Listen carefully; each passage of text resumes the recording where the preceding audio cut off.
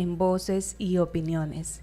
Se trata del doctor Leonel Fuentes Sáenz de Viteri, quien es decano de la Facultad de Jurisprudencia de la Universidad de Guayaquil. Vamos a hablar acerca de la Asamblea Constituyente y de la coyuntura nacional. Bienvenido, doctor Leonel Fuentes, a su espacio de Voces y Opiniones. Gracias, muy buenos días. Un saludo a todos los que escuchan y siguen a la 96.9 FM. Muchas gracias, doctor, por acompañarnos en esta mañana. En ese contexto del paro nacional, sabemos de que aún sigue en pie esta propuesta del gobierno de convocar a las urnas para el mes de noviembre. Entre las preguntas que también responderemos los ecuatorianos está si queremos dar paso a una nueva constitución con la creación de una asamblea constituyente.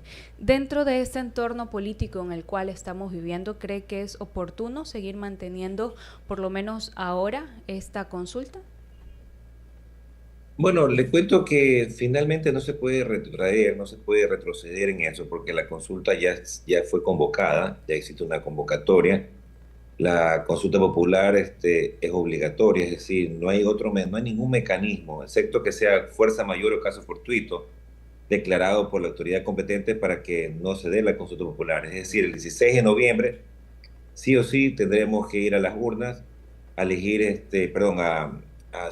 tomar las decisiones de 4 preguntas. Entre esas, una de las preguntas tiene que ver con una potencial convocatoria de asamblea constituyente.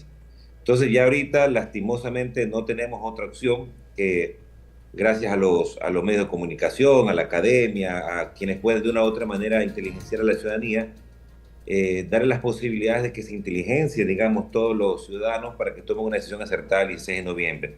Pero ya no hay marcha atrás. Yo creo que ahorita lo más importante es lograr, desde diversos escenarios, que la gente pueda tomar una decisión correcta, porque el destino del país, de una u otra manera, eh, se encuentra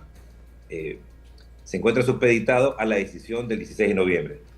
Es correcto. Son las 7:54 y estamos en diálogo con el doctor Leonel Fuentes Sáenz, quien es decano de la Facultad de Jurisprudencia de la Universidad de Guayaquil, hablando sobre la Asamblea Constituyente y la coyuntura nacional.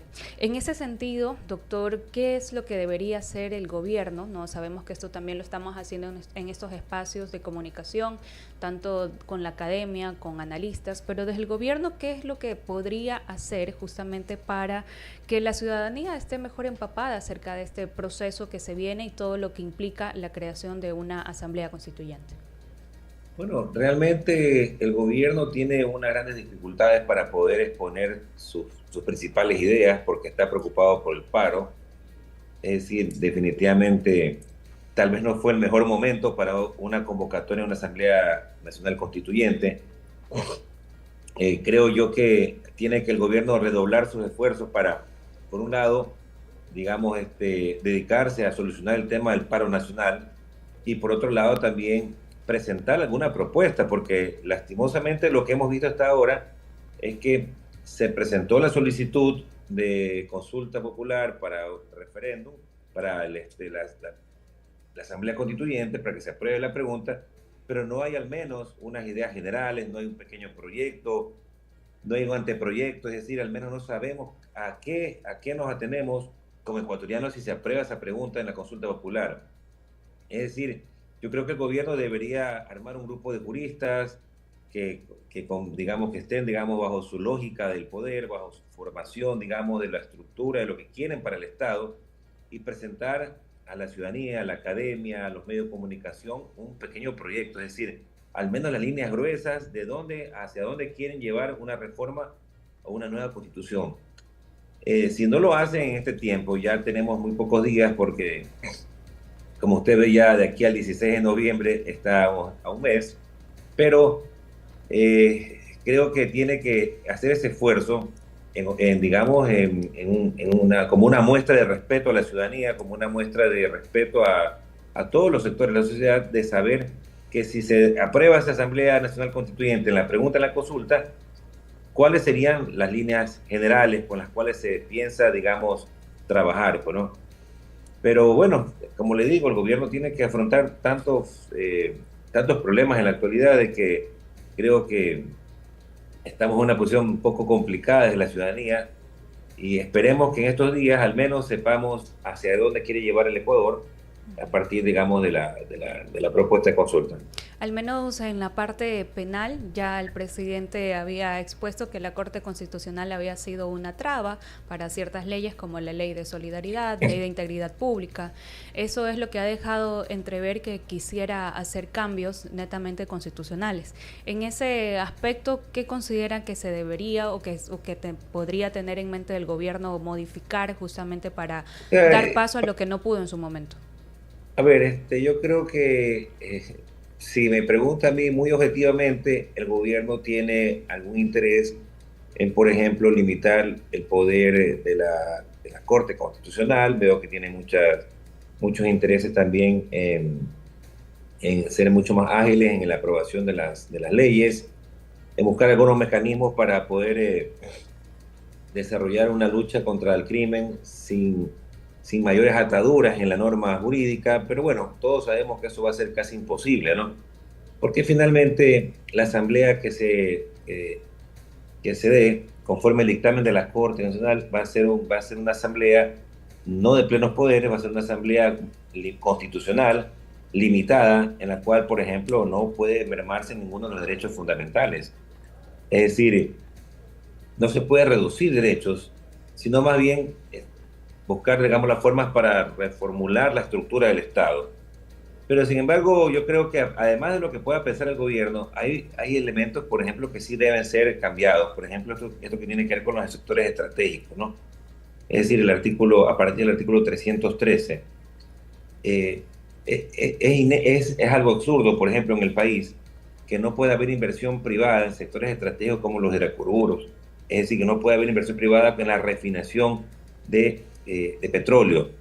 Y es tan absurdo porque las estadísticas más, digamos, bondadosas dicen que el petróleo, nuestras reservas, podrían durar unos 40, unos 50 años. Entonces, ¿qué sentido tiene que nosotros tengamos algo que se va a acabar, que se va a terminar en 30, en 40 años, y nos reservemos todo ese derecho para nosotros cuando podrían venir las empresas privadas y hacer las refinerías?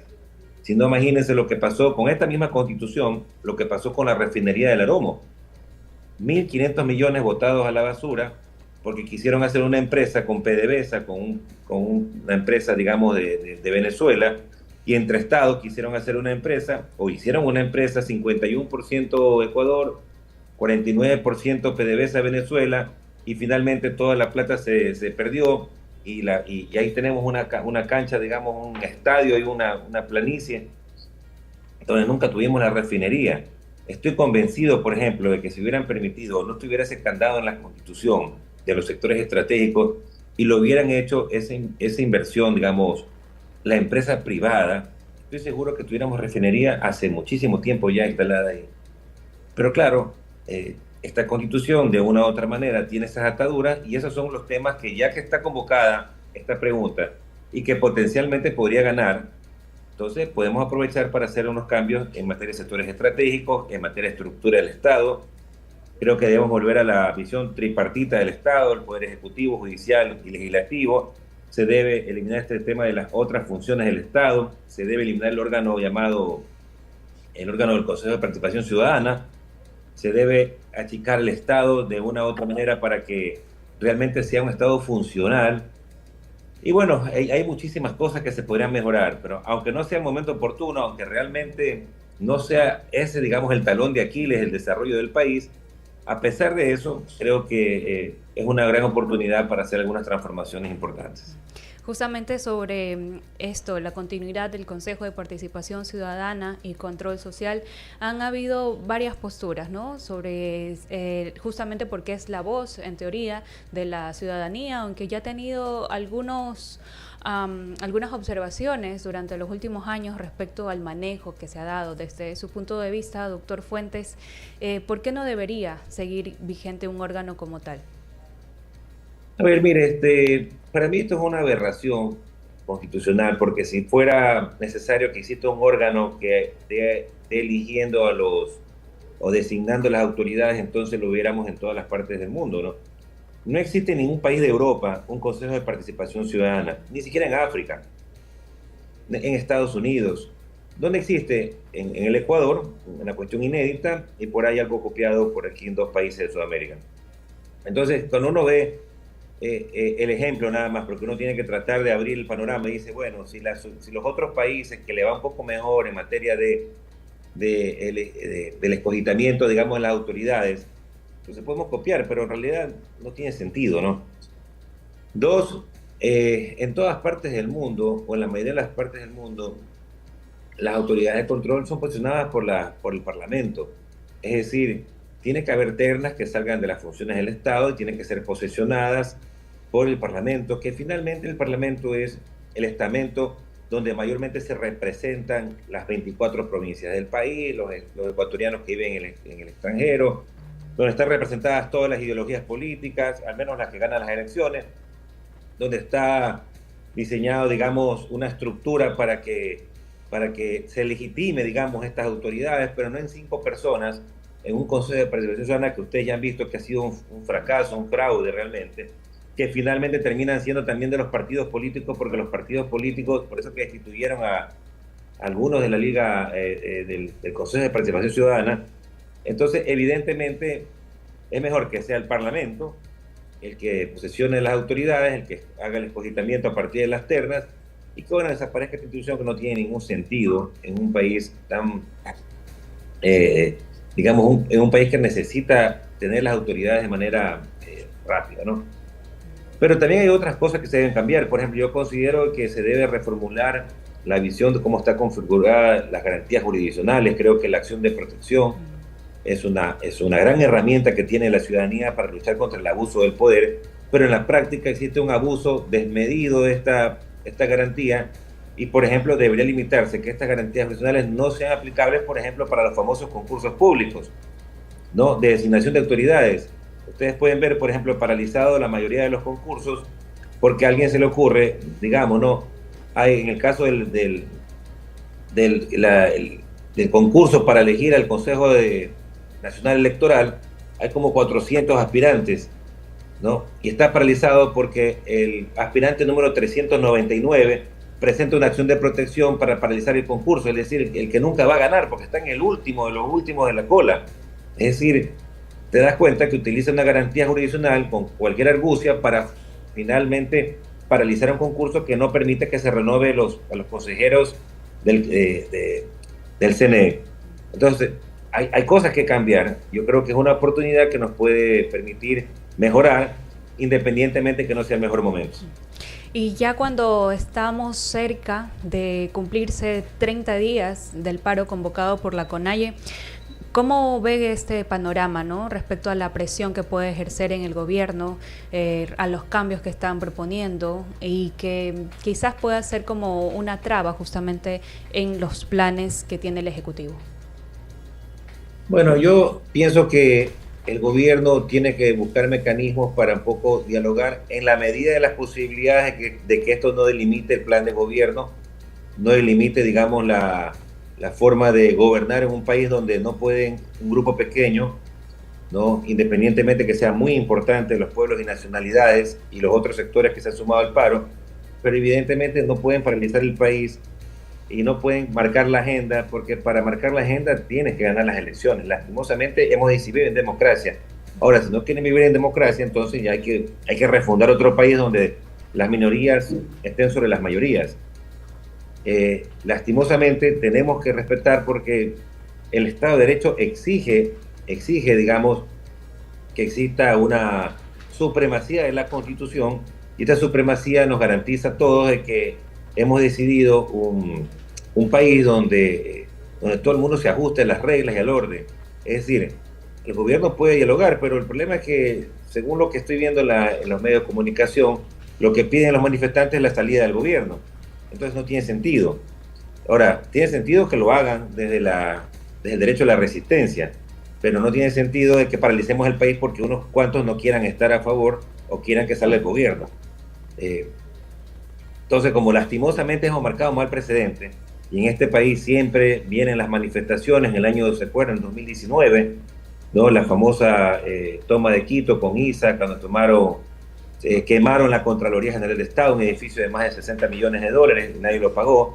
Después también Teleamazonas, secuestraron policías, militares, periodistas, y luego de un par de años le dieron una amnistía a la Asamblea Nacional.